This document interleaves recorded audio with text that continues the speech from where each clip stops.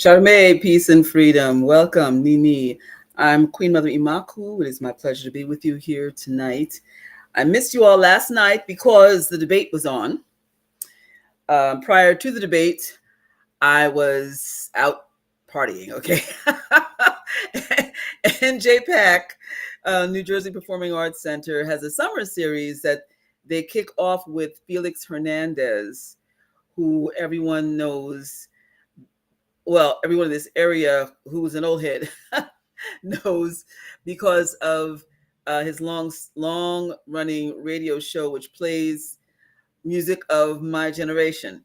And it's great dance music and a lot of house music. And I'm telling you, I had intended to only be there for half an hour, but the music got good to me. So I was there until 8 and then had to make a stop and came on in.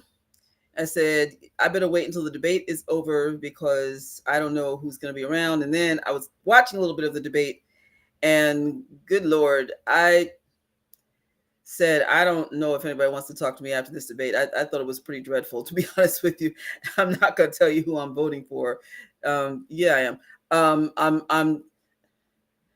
I would like to see the current administration stay in office only because of the fact that I don't want to see things roll back to the way it was when I was growing up.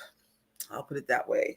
But whatever the case, it was not really a fun experience watching. And I said, I don't think anybody wants to listen to me after this whole thing is over anyway. So anyway, here I am tonight. And after having come in from yet another place, I just came in from the Griot Ball. And this is produced by Evoluculture. Culture.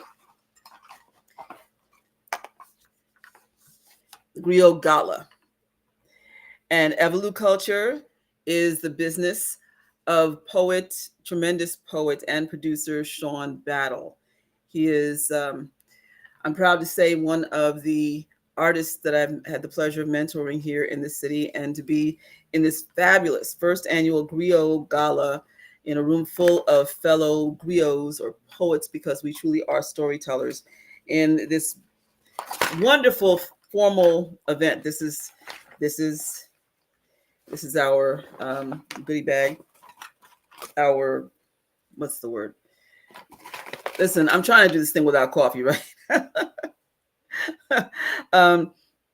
So yeah, it was fabulous. It was just tremendous. And there's really something special about the artist community here in Newark. There really is. And I'm going to start taking off this all my jewelry and whatnot. The colors tonight were purple and gold, because those are the official colors of Evoluculture Culture. And Evoluculture Culture is a monthly open mic as well. And I just started going again. I've been away from my poetry community for a minute, and to go back is just really great. And then tonight's event was really just stupendous. So yeah, so I hope you don't mind if I just kind of okay, so give me a shout out and let me know who is here. And tonight's topic is what did I call it? Yeah, it's conspiracy theory obsession ruining your life. For those of you who have been involved in consciousness culture, perhaps you have been there, where you get saturated with all of this information that is designed to keep you afraid, designed to make you think that the world is about to fall apart any moment, and designed to keep you in a place where you're not really living, where day by day you're just waiting for the other shoe to drop. I call it the Chicken Little syndrome. And with the Chicken Little syndrome, that is where, remember the story, the sky is falling. And, is what happened? an acorn from a tree fell on this little chicken's head, Chicken Little, and so he thought that meant the sky was falling. So he's running around trying to warn people, the sky is falling, the sky is falling. They're basically like, what are you talking about? What are you talking about? And he eventually came to find out that that wasn't what he thought, but that was his perception or misperception. So, and I wanted to say one more shout out to Sean Battle, who's, wow, it was just a beautiful, beautiful event at a great time, wonderful tributes. And I also want to mention this poet who is named, she was known to us as Bria. Wow. So much has happened in the last 10 years in the arts community here. And Bria was a big part of our community, and she passed away from juvenile diabetes at 28 or 29. So let me just tell you an example, because 10 years ago we had a place where we had an artist meeting, and the artist community was at the point of breaking apart, and that's because of the gentrification that was happening here. So a lot of people were, well, yeah, concerned. We were very concerned because we saw that the authentic voice of the artists here were being diluted, eliminated, misconstrued, disrespected. And in that meeting, we talked about the importance of our staying together and not letting these changes affect us. So we had a point actually where we started to come apart because people were just looking out for themselves and not for the community. And people thought that art here in the city was done. And this is what people were talking about. Oh, it's never going to be the same. Oh, it's so commercial now. Well, it is commercial. A lot, some of it's become commercial. But the voice of the underground artists, those who are of true grit, bringing the voice, the feel, the energy, the perspectives of what's happening here in the city and the world, the truth tellers, the true griots. Griot is a French word for storyteller, one who bears the news. And it's a term that's used also in referring to the Black and Brown community of people who bring the stories in poetry or in storytelling form. So the good thing is that we were able to work our way past all of that, and there's been tremendous growth. So, some hung it up, said, that's it, I'm just gonna quit. I'm just gonna go get a job. I'm giving up my art. And others hung in there. It's not easy being an artist, especially if you're doing it professionally. If you're making your living as an artist, then you've really got to be a business person. You've got to understand the business of art.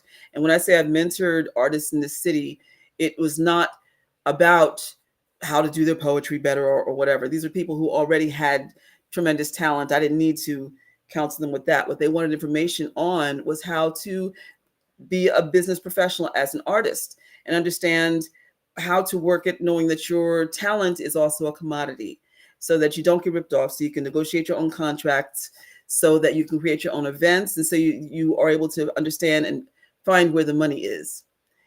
When you're an artist who can sustain him or herself as a working artist, then it is a triumph. I raised my children as a working artist. And so I've been in the business since I was 15 years old. I'm now 64. All those years, wow. 1975, I had my first paying gig. So when it comes to the business of art, I have a lot to say. But I also can tell you that those of you who follow me, you know that my career has been challenged because of the fact that I'm also a spiritual person, a spiritual leader, a spiritual teacher. And there are some people who just wanted to see me only as that. And along with that came all of the Chicken Little mentality. All right. Now, listen, as a spiritual person, of course, and a cultural person, I wanted to reclaim all that was missing from my life in terms of culture and the spiritual piece. But what I started encountering was a whole lot of conspiracy theorists. Not saying that when I was a born again Christian, I didn't encounter spirit conspiracy theories, because, in dealing with that, you had people who were talking about, oh, the world's coming to an end. Jesus is coming back any day now. We're gonna be snatched up in the clouds. You want to be on the right side of things, so that way you don't get left behind. The rapture's coming. The rapture's coming. And as a 14-year-old who got introduced to all of that, that was really quite frightening. And I found myself making a lot of decisions based on fear in my life at the age of 14.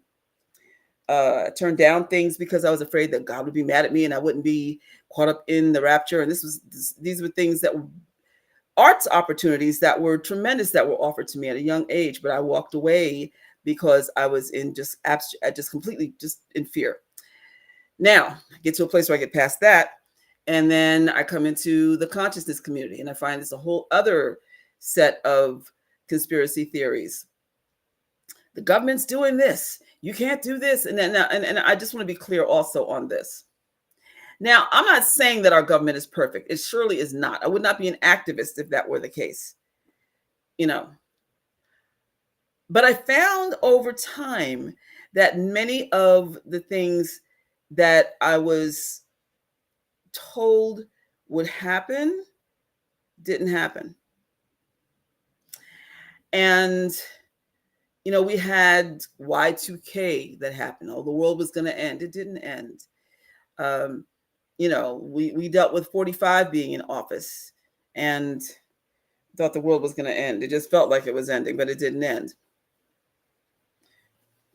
Like my boots. These are the boots I wore tonight. In fact, let me share with you the outfit that I had on.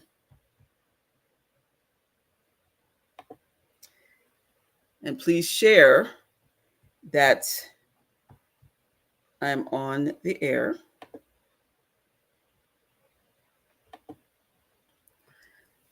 That was my outfit.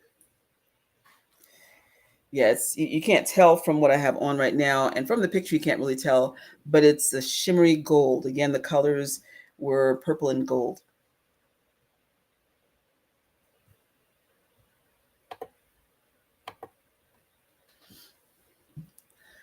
Okay. And I want to say, yes, I'm gushing over this. I celebrate this because, there were so many times in my life where I wanted to just really be who I am naturally, which is a partying priestess, okay? One who celebrates life, who loves gatherings, who loves celebrations, who loves dance, music, fine food. And so being back out and about and not letting myself be hampered by all of these negative notions. If you do this, then this is going to happen. Or if you don't do this, then this will happen. Listen, I've met people who are spewing the exact same conspiracy theories that I learned 40 years ago, 30 years ago, 20. It's like a cycle, just comes back around. And then I watch people get caught up again in the same fears that I did. And, being in this state of panic, it's not healthy. It really isn't. And it keeps you from truly, truly living and enjoying life. How many of you understand what I'm talking about? So,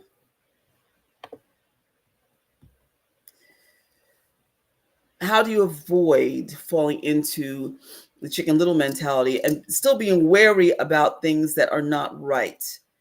There's always a way of being able to circumvent all of the fear. We got through COVID. Yes, it was horrible. Yes, we lost people, but the world did not end. We're still here. We've turned a corner. And we're not still living in that place of having to wipe everything down, keeping masks on all the time. And, that part. So I'll tell you, centeredness is a big part. If you find yourself full of anxiety and also feeling as though you can't really make a sound decision, then stop, breathe, nice deep breaths, try to get your center back. And then what you want to do is not only check in with yourself, but to check in with what's really happening. I always say, look at the people that you're around, and if they are just spewing conspiracy theories all the time, and then you want to look at what kind of life they have. You know, if if they're not really, well, I had this flipped over. You couldn't see my pin here with my drummers on it. Y'all know I'm a drummer. But if you're around people who are always talking about how horrible things are going to get, and it's going to get worse, and you have to prepare because this may happen and this may happen. And I remember, back in the early 2000s, it was 2000, and this was after Y2K, when there was this one particular group that kept talking about this horrible thing that was going to befall the planet, and we had to be ready and have your backpacks ready and packed with emergency this, that, and the other, and the world's going to shut down, and we're going to have to trudge for hundreds of miles and on foot and be ready to camp and all that, and nothing happened. But see, in that particular group, they thrived. The leader thrived on keeping people living in fear. But they didn't stop and say, yeah, but when he said this was going to happen, it didn't happen. And then when he said this was going to happen, it didn't happen. No, they just kept on trusting this person who was always on to the next conspiracy theory, fear-based thing. When you're not, I was saying about being centered, right? When you're not centered and you're not in a good place to really make decisions, then you need to check in with other people to see what they think. And I was saying about your circle. Also, you need to look back at how long certain conspiracy theories have been around, because they get recycled. They do. And so unfortunately, there are a lot of communities within the consciousness community, a lot of circles within the consciousness community that never really get to a place where they're happy. If you find that you're not happy and you're always just sad, depressed because you don't know what's going to happen, again, stop, check it out. Because ultimately, our ancestors wanted us to live well. And even though there are prophetic messages that I do believe in that are true and that have come true, still overall, when it has come to other things where it just seems like there is nothing that will ever, ever, ever be right, and there's no chance for you to have any kind of joy in life, then that's a problem. It is. So that's the quick message that I have for you for tonight. And does anybody understand or relate to what I've been sharing? If so, please drop it in the chat. And who's here tonight? Who is here?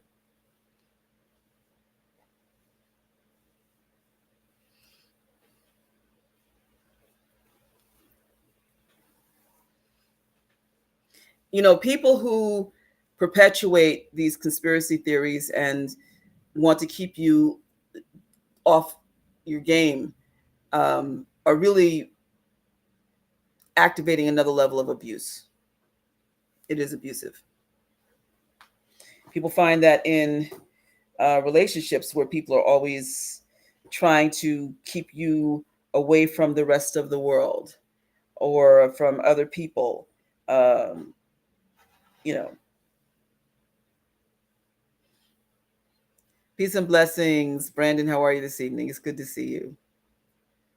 Have you had any experiences with conspiracy theorists who are always living in that place? Give thanks, Jedi Tab Hebzibah. Give thanks and praise. I'm so glad that you're back. I thought about you last night because you said you were going to catch me last night, and I didn't come on last night. I apologize. I shared at the top of the show, the podcast, that um, since it was debate night, I didn't think it would be too cool to come on after that because of the fact that I thought that the debate was pretty abysmal. But anyway, and then prior to that, I was out socializing. So I've had 2 nights in a row where I've been socializing. And then tomorrow, what am I? And you know what's really funny? I thought that the gala that I went to tonight was tomorrow night. If it weren't for the fact that one of my colleagues called me to see if I was going to come to this protest, and my saying, well, wait, I have to see because your protest is so far away and I have a gala that I'm going to. Let me just check on the time. And I looked at the meme and I said, oh my Lord, it's tonight. Fortunately, I had my outfit ready and all that, but I had to change a whole bunch of things around in my schedule simply because I was planning on going to the gala tomorrow. So tomorrow morning, I have a meeting with one of my activist groups. And then after that, I'll come home, take a little break. And then I have a protest that I have to go to. After that, I'm coming home. I'm going to get some work done here, but I'm going to relax, But I surely thought I was going to the gala tomorrow. I'm glad I checked. I'm glad he asked me about if I was coming to the protest. Brandon says it's sad when you start to believe even when malintent is added in, it makes it worse. Yeah, it really does. It really does. Oh, thank you. Thank you, Jedi. I appreciate that. Yeah. So, I mean, I could wax on a whole thing about the debate in and of itself, but I'm just not going to. I'm not. I know there are enough pundits out there who have enough to say, and I'm just going to hope for the best.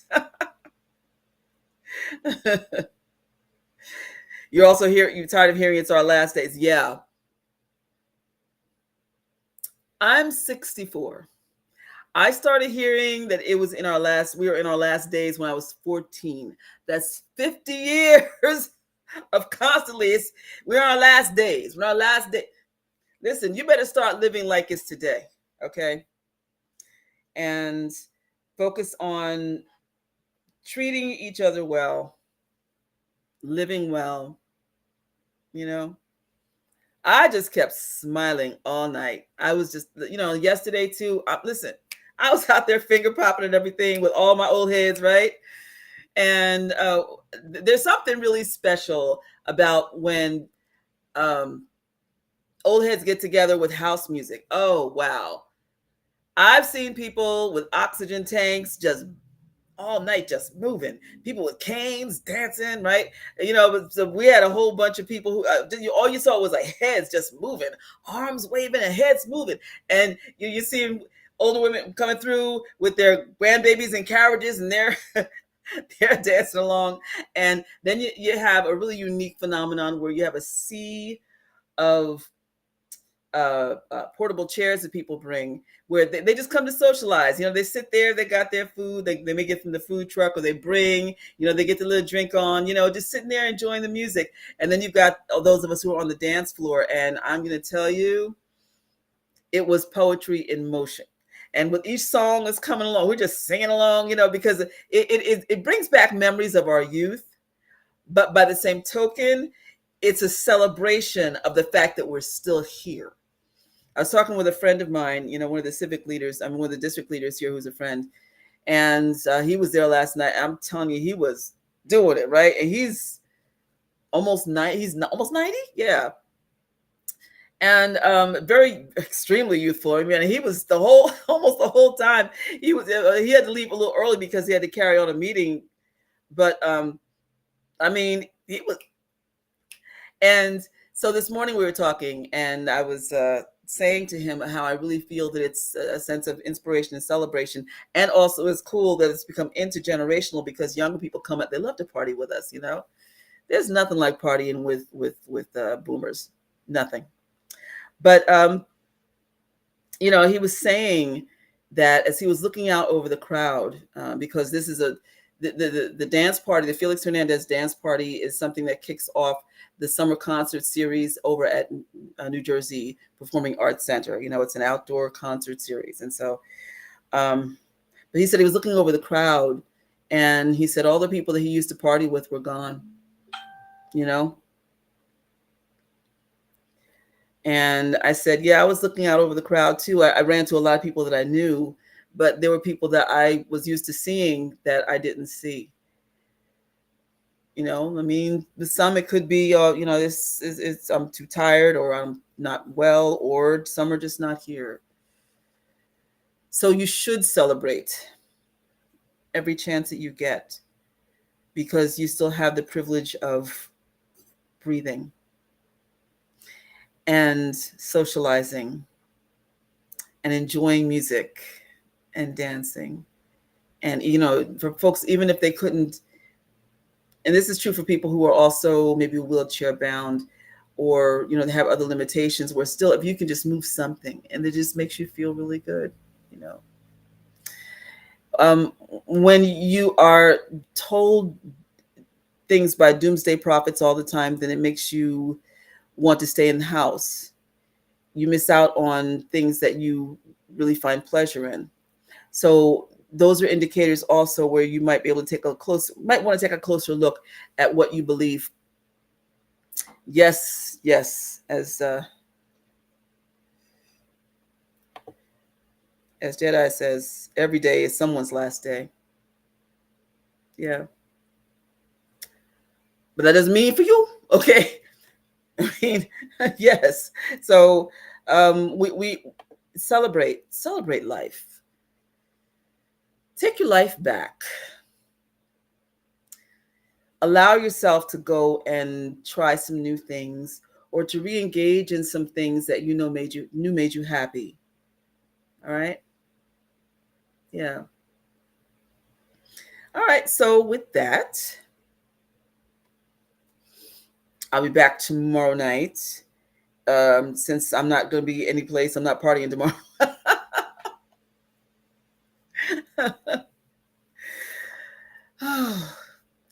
All right. So please share this live. I am Queen Mother Imakhu. And this is Shenu Living.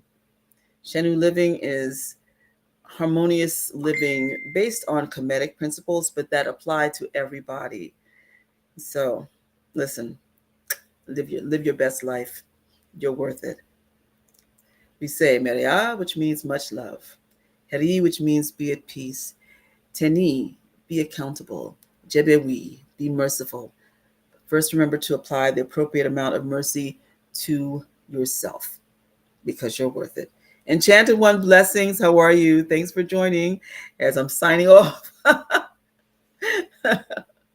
Much love to you. Much love to you all. Reswina Chem. Sweet dreams.